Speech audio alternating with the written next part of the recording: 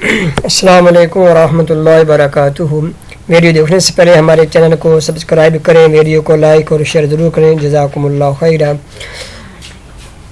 حدیث میں آتا ہے اللہ کے نبی صلی اللہ علیہ وسلم جا رہے تھے اور قبرستان سے گزرے تو دو قبروں کی طرف اشارہ کیا کہ ان دو قبر والوں کو عذاب ہو رہا ہے۔ پھر آپ صلی اللہ علیہ وسلم نے بیان فرمایا کہ بہت بڑے گناہوں کی وجہ سے ان کو عذاب نہیں ہو رہا، بلکہ ہلکے گناہ تھے، چھوٹے گناہ تھے، اگر ان سے بچنا چاہتے تو بچ جاتے، لیکن ان سے یہ گناہ سرزد ہوئے۔ وہ کون سے گناہ تھے؟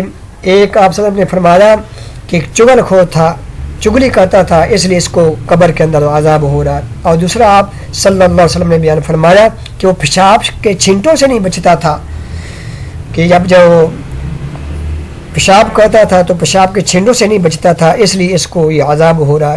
میرے محترم بھائیوں، ہمیں بھی احتیاط کرنی چاہیے کہ ہم جب پیشاب کریں تو کپڑوں کو اچھی طرح کلوز کر کے اچھی طرح لپیٹ کے پیشاب کریں تاکہ ہمارے کپڑے خراب نہ ہوں۔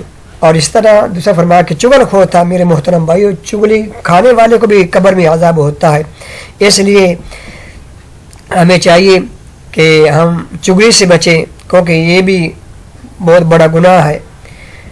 تو ان دو قبروں کے متعلق پھر اللہ تعالیٰ کے نبی نے ایک ٹینیاں لی اور ان کو قبر کے اندر رکھ دیا، اور آپ نے فرمایا جب تک یہ ٹینیاں خشک نہیں ہوتی ان کو عذاب نہیں ہوگا۔